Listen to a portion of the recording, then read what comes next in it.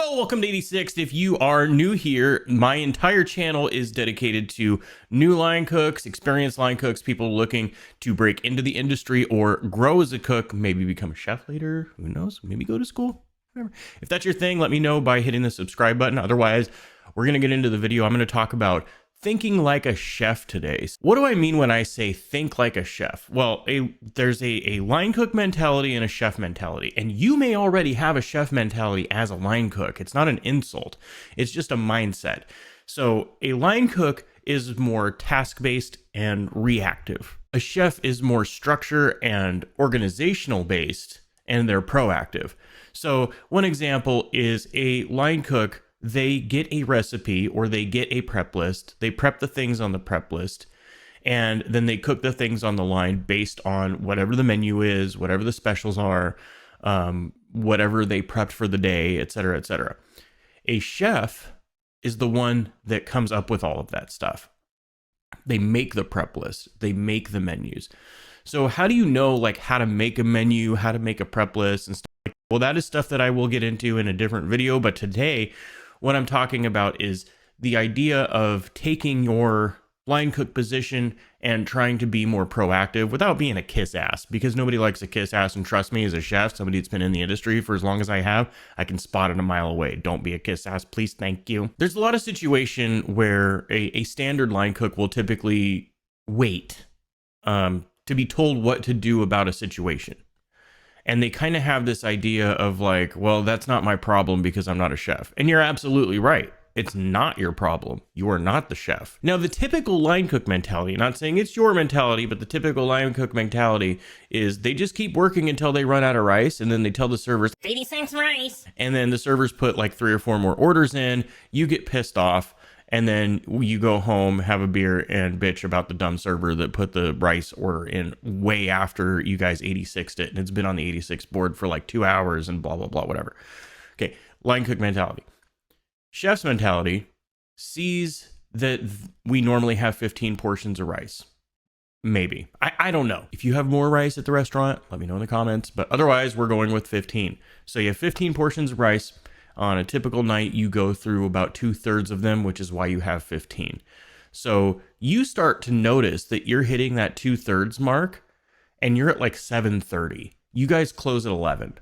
So in your mind, developing that chef's mentality, which I said you might already have, is we went through a lot of rice already and we still have like 2 hours of service left.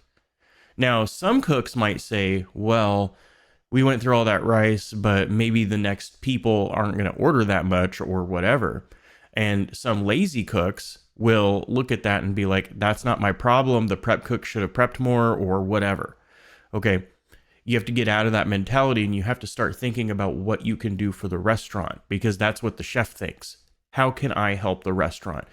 And the line cooks, the servers, all of back of house and front of house, that's part of the restaurant, not just the building and the food and stuff and the equipment and stuff like that. So a chef is seeing that situation.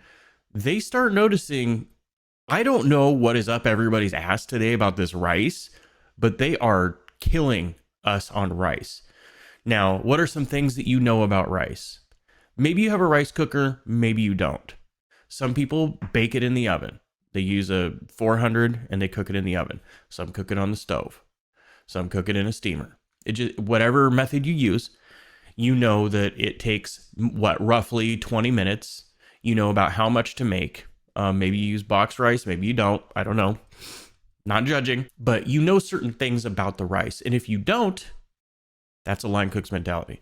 You need to get into a chef's mentality of knowing what the prep list is. If you don't know how to prep, if you guys have a dedicated prep chef or a prep cook, maybe you can ask the sous chef or the exec if you can be put on like 2 weeks of prep or come in like 1 or 2 days a week for a little bit and kind of learn how to do the prep. That will go huge. If you came up to me and you were like, hey, I want to prep a couple days a week. I want to see how everything is made because we ran out of something the other day and I didn't know how to make it. But if I knew, then we would have had it or something, something like that. To me, I'm like, you're my next lead. You're my next shoot. So I'm already thinking that, because that right there is a tremendous like amount of effort. Like that kind of crap gives execs goosebumps. So take that extra action, learn how to make the rice. So let's say you did that, you know how to make the rice, or you guys maybe prep before service. During my line cook years, I would work. I would come in at 7. I would finish whatever prep because people came in before me. There was breakfast cooks and other lunch cooks that came in at like 6 o'clock. Come in at 7, finish whatever prep, do lunch service, and then you would have this period of time where you would prep for dinner service or kind of fill in the menu from lunch. Then I would work till volume, so around whatever, we'll just say 8 o'clock, usually 8:30, and then I'm gone. So it was a long shift, but it was, you know, you got all that time in and you worked till volume, things ran really smooth, and everybody kind of pitched in for prep. Some places don't work like that. Some places they have 2 or 3 dedicated prep cooks.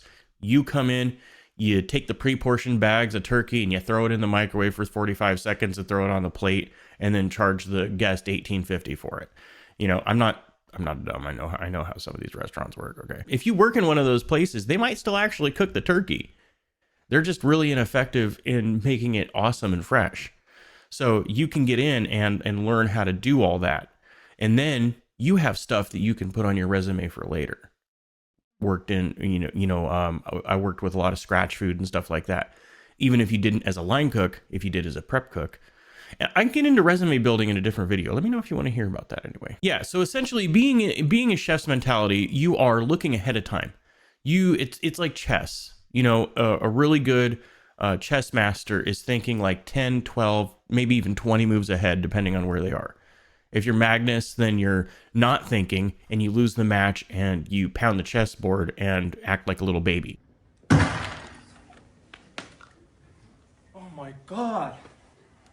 But if you are the average chess player, you're usually thinking 3 to 5 moves ahead. So that's how you have to have the chef's mentality. You can't react to the chess pieces moving on the board for each chess piece that moves.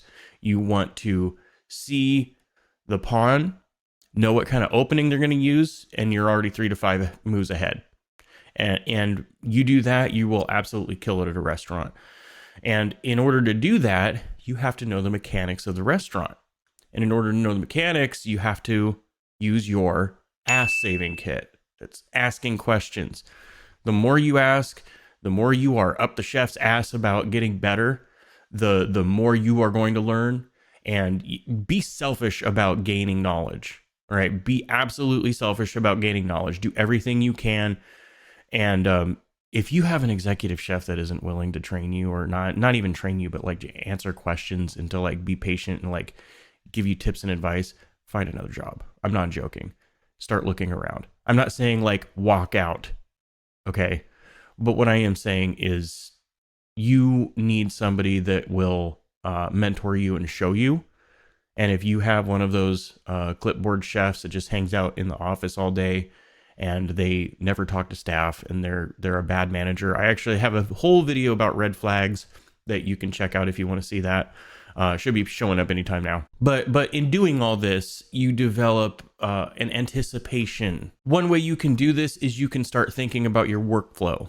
You can start thinking about systems that you can implement, at least for yourself. Maybe you come in, the first thing you do is you check the entire line, not just your station. You check the entire line.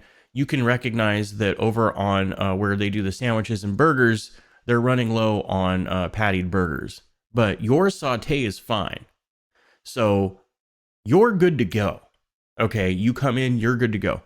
You notice that Burger Station is low on burgers, go patty up some burgers. You know, it's little stuff like that. Like, it's brown nosing without actually brown nosing, you know what I mean? It's just like being good at your job. That kind of stuff. Because here's the thing.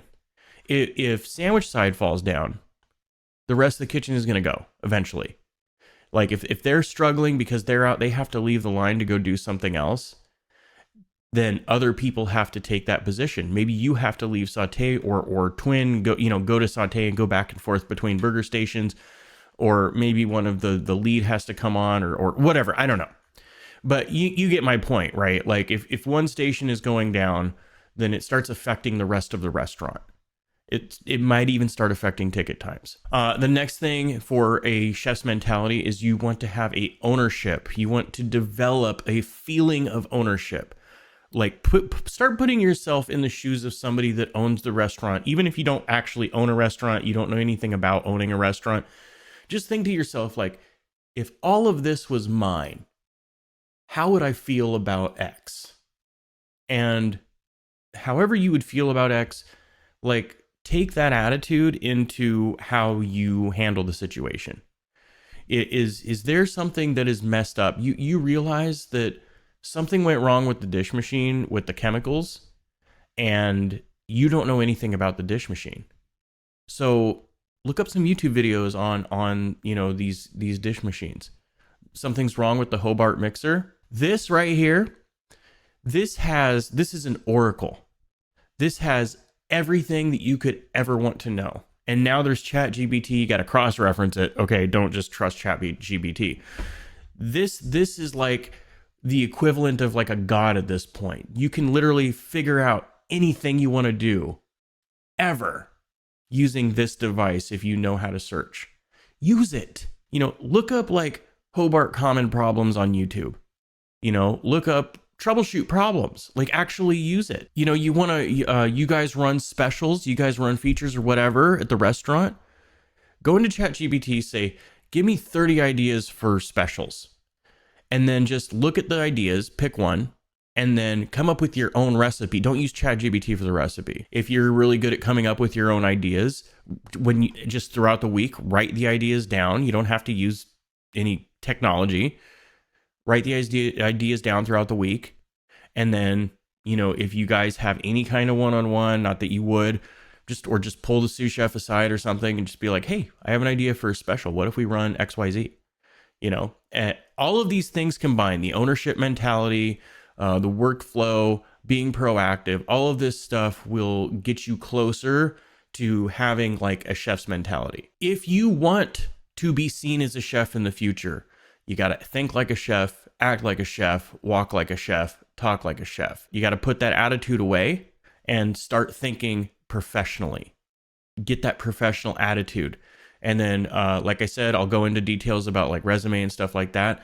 But if you are lacking confidence, if you are struggling, doing these types of things one by one, piece by piece, will help you start building that confidence. Also, random tip, learn how to dance. If you learn how to dance, it will actually help you tremendously on the cook line. There's a lot of football players that do like ballet and stuff like that, and it's because it gives you that hand-eye coordination. It gives you the ability to kind of learn footwork. There's a lot of times where you got to be spinning around on the line a lot, especially if you're on saute. You're just go go go go go. So yeah, take some dance classes. Go to the club once a week, whatever you want to do. But otherwise, if you guys like the video, let me know by subscribing or just liking the video. Comment down below for any future suggestions. But I hope you guys have an amazing day, and I'll see you on the next one. Peace. What is going off my lights today? It's like, is my power about to go out? Knock it off. I'm trying to record a video, guys. Come on. Come on.